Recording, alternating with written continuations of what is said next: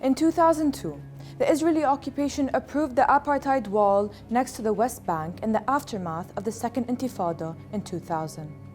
The wall, stretching for 700 kilometers, was approved by then Israeli Prime Minister Ariel Sharon, citing security concerns. But in reality, the Apartheid Wall constitutes a violation of Palestinian rights for a plethora of reasons.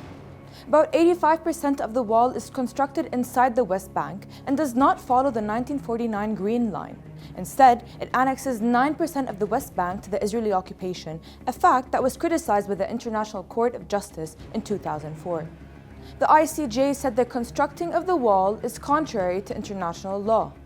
One of the aims of constructing the wall was to essentially impede the freedom of movement of Palestinians, as the barrier has numerous checkpoints that require permits for Palestinians to cross, hindering their ability to travel for work, medical care, or merely visit their relatives and friends, even between towns within the occupied West Bank. Another critical issue is land confiscation, as the Israeli occupation annexed a notable chunk of the West Bank without compensation, depriving Palestinian farmers of their livelihoods, as the region is rich with olive groves.